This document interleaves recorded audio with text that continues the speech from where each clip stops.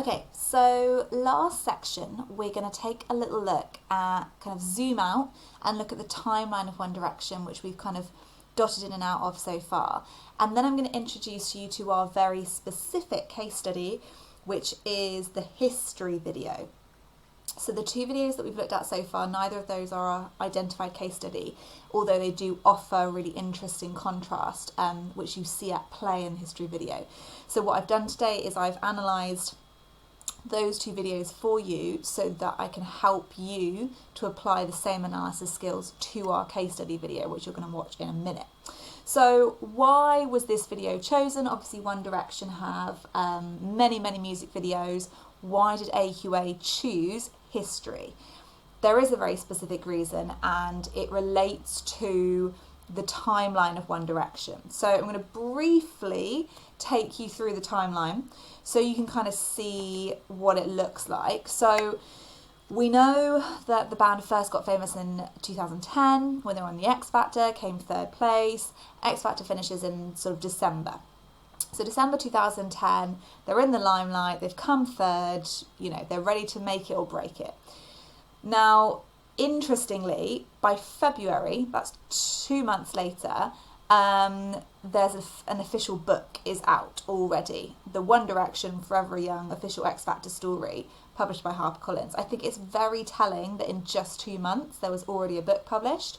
Probably not a great book, because it didn't take very long to make, but it implies that they knew there was the audience for that. That's quite a big financial thing to do if you weren't sure that people will have forgotten who they were 2 months later. So it does suggest that Simon Cowell knew that the audience was there, and he wanted to kind of continue their momentum of success, like continue people being interested in them, give them another sort of taste of One Direction.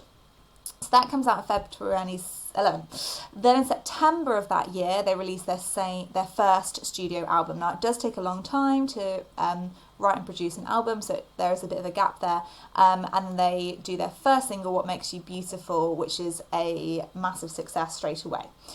In December 2011, they go on their first headlining tour. Again, that's super quick.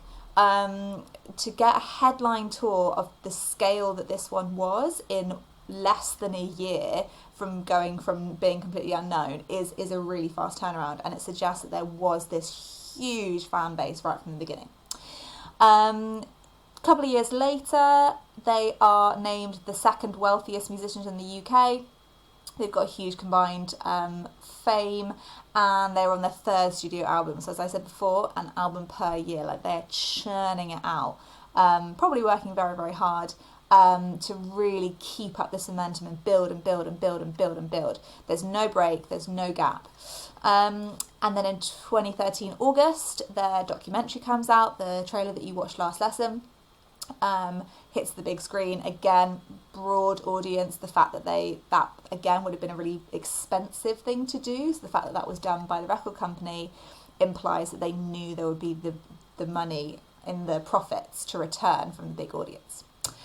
Then things take a little bit of a shift. So in 2014, so 4 years after the band first got together, they released their last album as a 5-piece.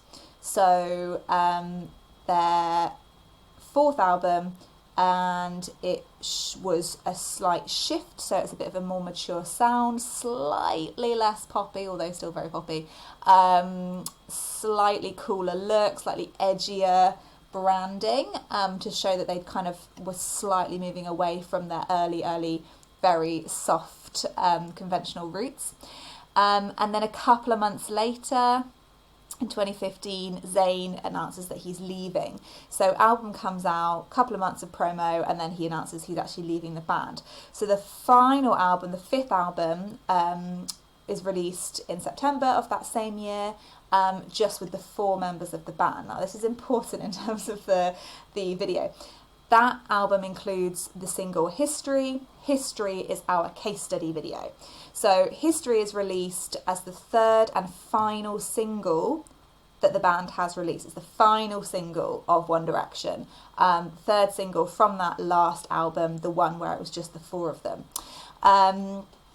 And then a couple of months after it was released, the band announced they're going on hiatus, so early 2016, so 6 years almost after they first appeared on The X Factor. Hiatus means an extended break. So if you go on hiatus, you kind of take a step back from something for a while and then come back to it. It was originally supposed to be 18 months, according to the press releases around it, so they should have got back together around 2018. They didn't. There has been multiple examples, like we see here, of them talking to the press about the fact that they could and will, but nothing's been heard of since then. So that's the overall timeline, and our case study fits a really interesting point. The point after the band has started to split because Zayn's left, and just at the point of their hiatus. So the story of history is important, the context around it is important, and that really plays out in the video. So when you watch it in a minute, you will see this. What the band try and do, got a little quote for you here, is they try and intersperse the video full of old footage.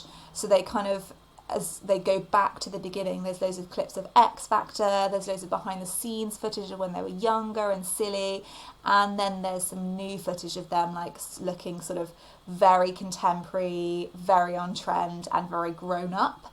And it basically works as this kind of consolidation of their band that, you know, it takes you back through the whole history. It kind of very nostalgic. It reminds you of their roots, and it shows that they've really grown and they're really strong. And the final image, it refers here, the Kickline finale, the final image is of them all kind of walking away from one another. So that kind of metaphorical implication of their split. So very purposefully done. Interesting to think about what impact that was supposed to have on the fans. So in a minute, I'm going to get you to watch the video, deconstruct it, and tell me what you think was intended by this use of such varied footage.